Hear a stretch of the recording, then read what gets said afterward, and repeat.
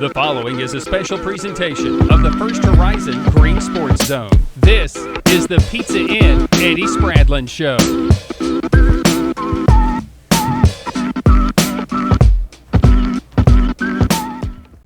Welcome back to First Horizon's Green Sports Zone, and welcome back to this week's edition of the Pizza Inn Eddie Spradlen Show, where we cover everything inside of Burley Stadium with the Greeneville football team. We'll go ahead and recap this past week's 63-0 shutout win over Sullivan East in Bluff City to gain another Region 1 4A win, and preview this Thursday's big-time matchup in Sevier County with the undefeated #1 ranked Sevier County football team. So, as always, we'll get a quick break in first before we discuss both of those things here on First Horizon's Green Sports Zone.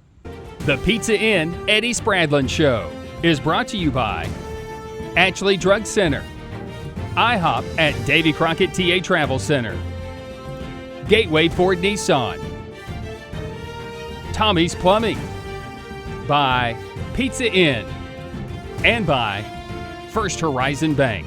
Here's a twist on your typical banking options. What if instead of choosing between a big bank or a small bank, you had one bank that's the best of both? That's First Horizon.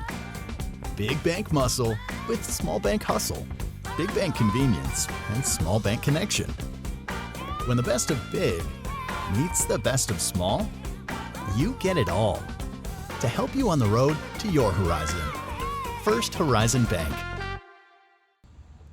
Welcome back to First Horizon's Green Sports Zone, and welcome back to this week's edition of the Pizza Inn Eddie Spradlen Show, where we cover everything inside of beautiful Burley Stadium with the Greeneville football team. As always, I'm joined here with Greeneville head coach Eddie Spradlen. Coach, how's it going this fine Monday morning? Good, man. Thanks for being here. Absolutely. It's a little hot this morning. Yeah, a little warmer than last week. It'll be a little warmer this week, too, once the heat gets turned up on Thursday night. Big-time matchup with Sevier County. This will be the first of many interviews you do this week with a big-time matchup like that on Thursday night. Before we talk about Friday's game a little bit, I know it's already fresh on your mind. It was fresh on your mind as soon as the game ended on Friday night. You mentioned how everybody's been asking about Sevier County, Sevier County, Sevier County. Well, you can finally focus on that a little bit. So how's the weekend of focus been so far?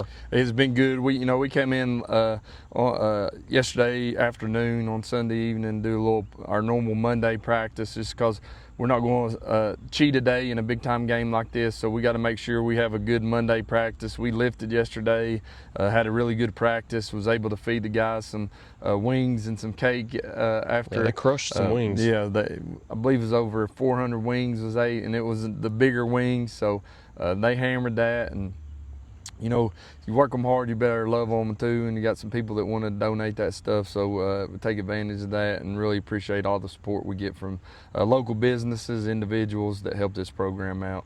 And they deserve to be rewarded for a shutout win on Friday night also, because when you can get a shutout, that's always great. The defense pitches a shutout. The offense gains over 500 total yards in a 63-0 win over Sullivan East. Talk about how well both sides of the ball were working on Friday night. You know, first I want to really brag on those young guys come in there. You know, they kept their first team guys in there the whole game till maybe right there at the end. But those young guys played really good, especially defense. Young guys came out there and they kept them out of the end zone. But, you know, with those starters, really proud of how we played. You know, defensively, you know, they moved the ball a little. That, you know, they got to, you know, do the air raid scheme and all that. But, you know, we did put in part of our defense. We not been able to work as much because we talked about it all year. We're young on defense, so we've been really focusing on our base stuff and trying to open it up a little. We played a lot of three front against Sullivan East just to practice it and work out some some kinks and be able to coach off of it. So a little different look from what we've seen from us all year, but we were able to work that into the package and got better for it, and it can help us down the road. Looking at the numbers too, exactly 531 yards of total, or 530, and you allowed 241 yards of offense. Great night both offensively and defensively. Let's talk about some performances now, and we've got a long list of them to go down to. Let's start with defense first of all. Of course, when your offense puts up 63, that's wonderful, but I think a better number to talk about is the 0 that's put up by the defense. You had a lot of great performances. One that we've been touching on from week to week to week is Jack Lister. He was thrown in there at the linebacker position early on in the year. He's really suited that position well. 4 tackles with a tackle for loss and a pass breakup on Friday night.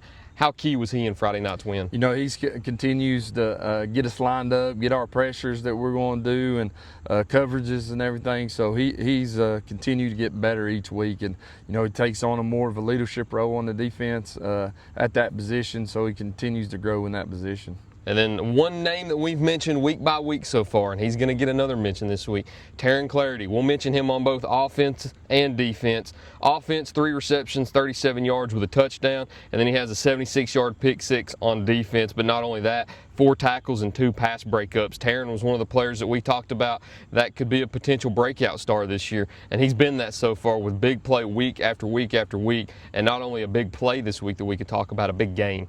Yeah, you know, he's a dude for sure. He makes big-time plays every time he touches the ball.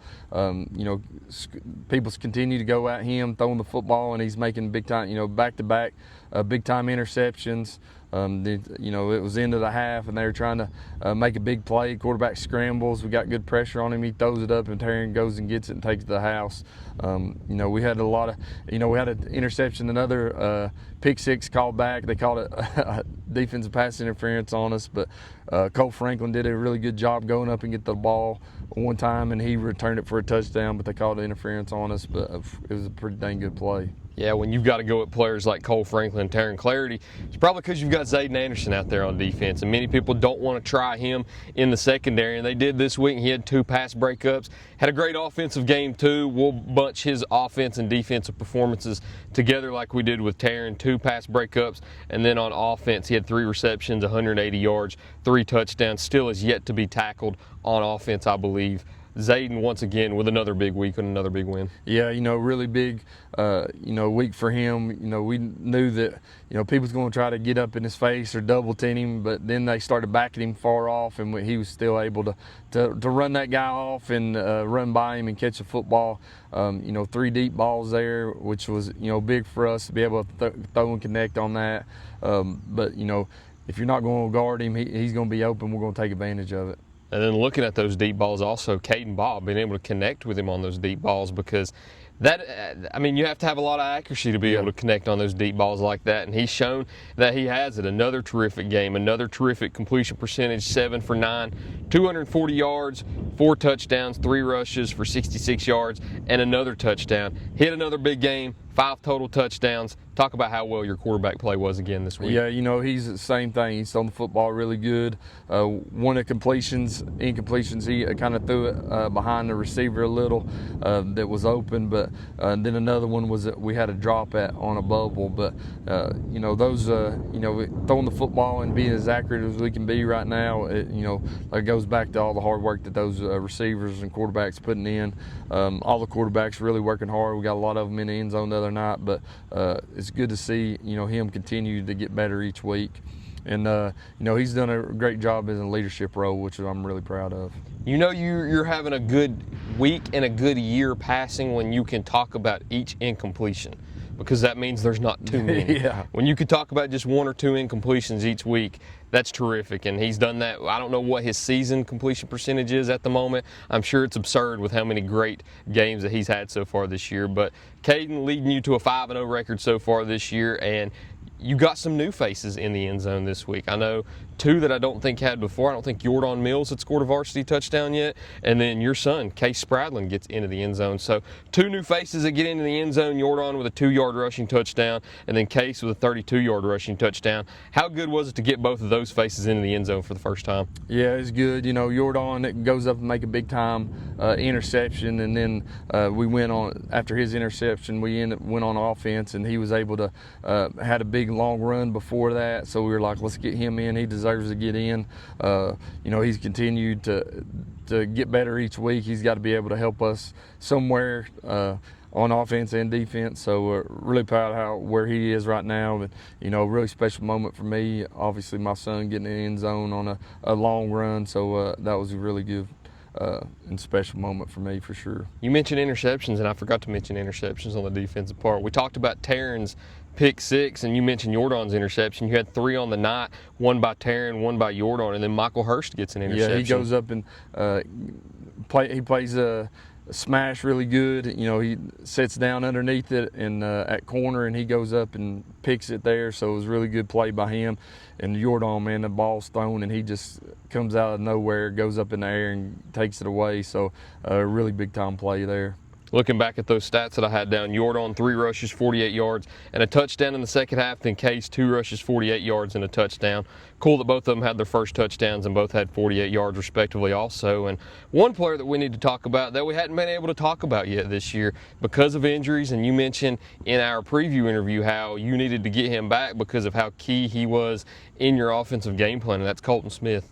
You get him out there at tight end, 3 receptions, 57 yards. You've talked about how much he opens your offense up. How much was he able to open your offense up against Sullivan East and help out? You know, it just brings another dimension to our offense. You know, a different look, different personnel in there.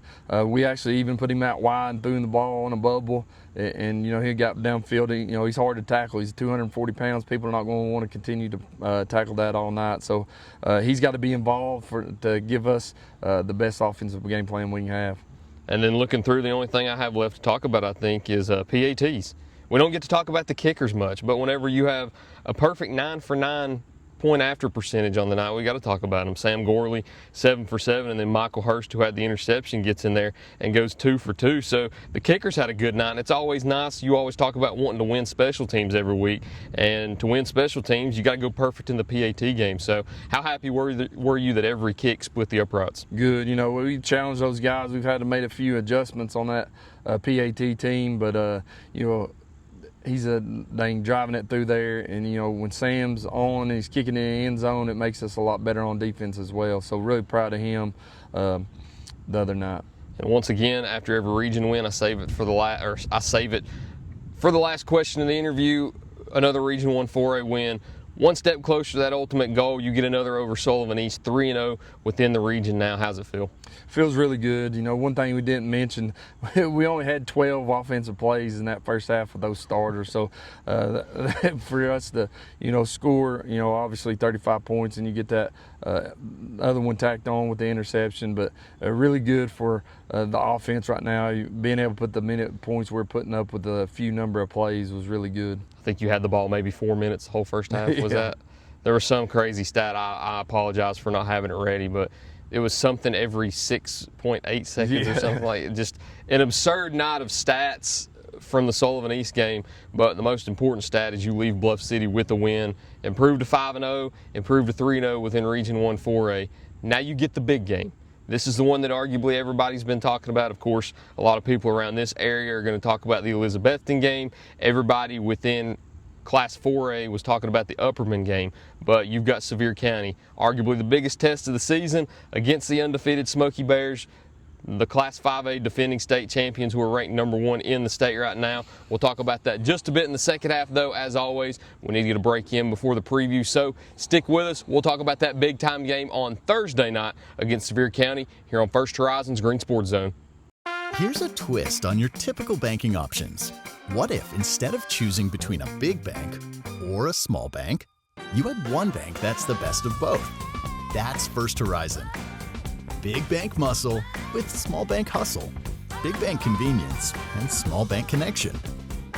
When the best of big meets the best of small, you get it all. To help you on the road to your horizon. First Horizon Bank. Pizza Inn presents I Ate at Pizza Inn.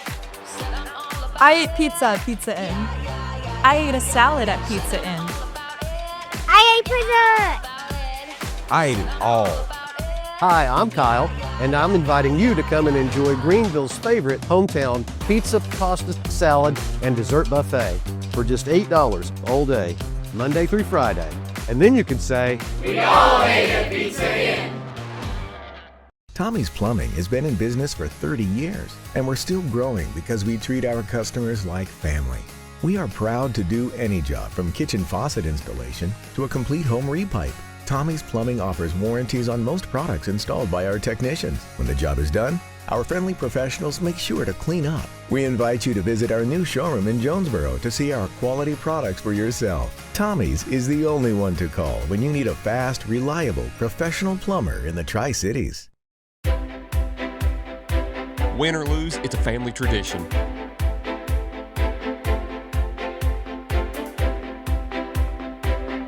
$24-hour hot breakfast, cold drinks, and a table big enough for the whole team, or just your team.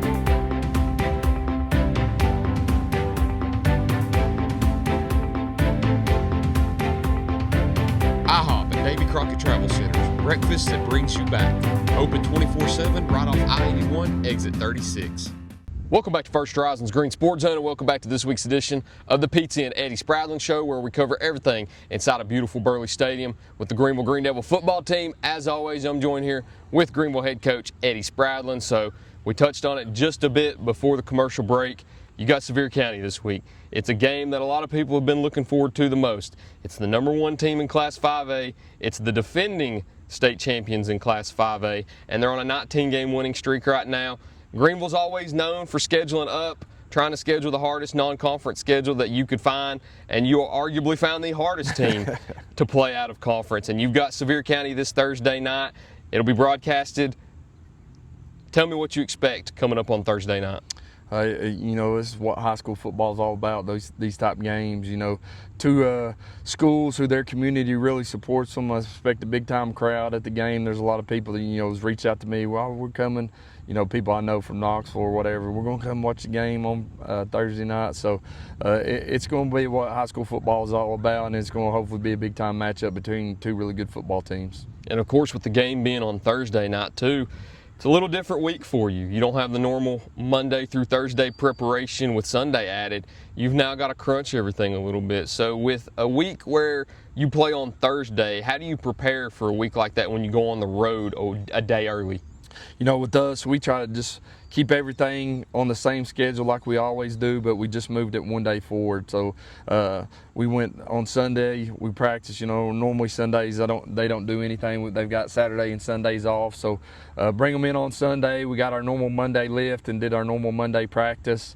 No JV game tonight because some different situations. Plus we need to have a really good, normally Tuesday practice on Monday, so just keep that same schedule, same stuff in the weight room. Everything's just moved up a day.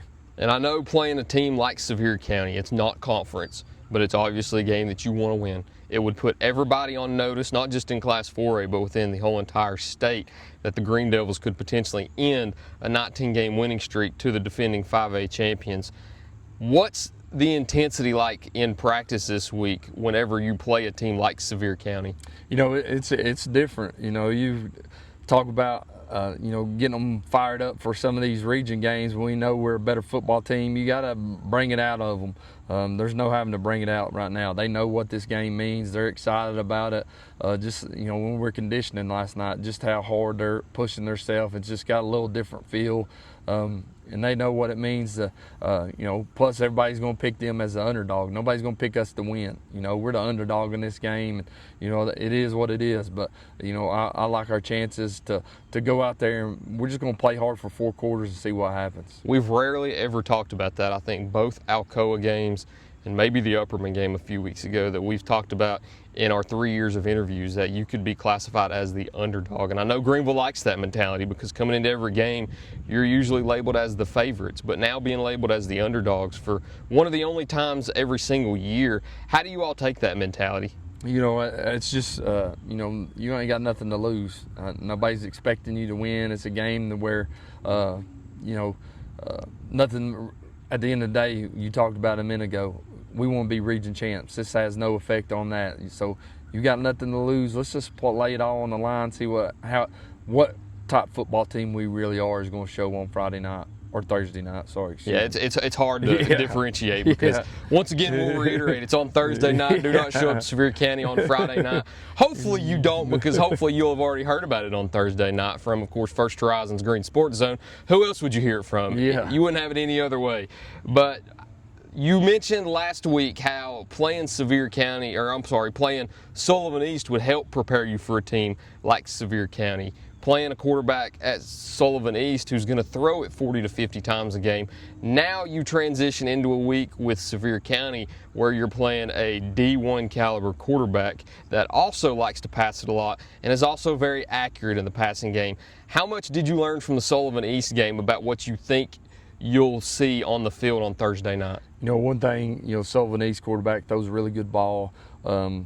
Maybe not as much arm strength as Sevier County's kid, but he probably runs a lot better than him. So, but Sevier County's quarterback's going to run it and scramble around a little too. But just we're able to coach on some of those things that we need to get better at. We've played, majority of the teams we play has been going to try to line up and run the football. We've seen a little more passing game against Seymour, a little more against obviously Sullivan East, but they're going to be able to run the football really good. They got a big time offensive line that's as big as ours or bigger, and then you got really good running back. So and their receivers are going to have some Division I kids out there, big number 6, and they got a big time tight end, number 8. Both really good players. Got a receiver explosive as anybody with 0 out there on the edge. So there's really good receivers, really good on offense, scoring a lot of points, and they're not giving up many points on defense. How much of a test will it be for your offense? Because I know you just mentioned that they've got a lot of good players on defense and it'll be a test. So how much of a test will it be for your offense that has been very explosive so far this year to go against a team like Sevier County? They're not giving up many points. I don't think they've given up more than 7 points a game, and that was, they beat Jeff County 41-7. So just shows you what kind of football team they do have. They've got a really good, defensive line, really big. Number 8 and 4 defensive ends are as good as anybody we've seen all year. Really good linebackers in there, and all those guys I mentioned, that receiver playing in outside linebacker as a secondary. So really good, talented football team, playing a lot of guys both ways in the skill positions, but offensive defensive line is pretty just playing one way right now. So that'll be another big challenge for us. I talked about the intensity with going into a game against a team like Sevier County where you're labeled as the underdogs and you have that underdog mentality to lay it all on the line and you've got nothing to lose. Is there any extra motivation not only being the underdogs but walking into enemy territory being the visitors? Yeah, we've played a lot on the road this year, so I think you got a good schedule, how we want to prepare and everything. The chance for it's going to be hot down there again, chance for rain, so you never know how that's going to affect the game. But we got to come in there, we got to play our best football to be able to win, and that's what it's going to take. So we've got to have a really good week of practice and go down there and see what we've got. Speaking of what it takes, it's the end of the interview now. I asked the question that I always ask. You've got 3 keys to the game to carry out in order to get a big-time win on Thursday night this week. So whenever you travel up to Sevier County on Thursday night, what are your 3 keys to the game? Really, I'm going to say one for each aspect of the game. And first and foremost, we got to be good in special teams. They are really good in special teams. They had last week against Crockett, they returned a punt for a touchdown, kickoff return for a touchdown, caused a fumble on kickoff. So they're really good on special teams. So we got to be good and have our best performance in special teams. Defensively, obviously, big-time quarterback. Excuse me. Who's got big offers. You playing many guys that got SEC and ACC offers. Coach staff was watching some film this weekend, and we talked about that's why he's got offers right here. He scrambles around. He throws about a 60-yard pass down the sideline to a completion as the receiver gets his feet in right as he's going out of bounds. So a really special quarterback. Throws a great ball. But we got to limit those big plays. We can't. They run the football as well, so got to, like we said, a big offensive line. We got to be able to control that run game and limit some of that passing game. We got to limit the explosive plays. Can't give up big plays to stay in this football game. And thirdly, it's up to our offense. We got to win the line of scrimmage. We got to be able to run the football. open up our passing game. They're going to try to do their best to limit Zay and Taryn, but you can't guard everybody, so you can't double everybody. Something's going to be open. So, those guys that might be not have made as many big-time plays, got to make some plays this week, and whoever that might be, we got to take advantage of it. Caden's got to do a good job running the football. We got to be smart with the football, no turnovers. And we got to be able to get in the end zone. Like I said, they gave up about no more than 7 points a game, so big time challenge for us. I know your excitement level has to be through the roof for this game. Oh yeah, this, like I said, this is what it's all about. This is games you want to coach in, guys want to play in. It's hard to get motivated sometimes for some of the games that are on our schedule at times, but it don't take any extra motivation for this one. Absolutely. Unless there's anything else you've got to add, it's pretty much all I've got. No, man. Go Devils. Hey, man, go get them on Thursday night. Go pick up a big-time win and put everybody in Tennessee on notice. But as always, if you can't make it to the game, we'll have coverage here on First Horizons Green Sports Zone. You can follow along with Tate Russell on Twitter to get up-to-the-minute updates. Also, if you're going to the game, we mention it every week, get there early. I don't know what Sevier County's stadium looks like and the seating they've got, but the Green Devils travel well. If you plan on going and don't usually go, get there early, get a seat, get seated to watch some big-time football on Thursday night. Again, Thursday night. Please do not show up on Friday night. But that's all we've got this week. Thank you all for watching this week's edition of the Pizza and Eddie Spradlen Show here on First Horizons Green Sports Zone.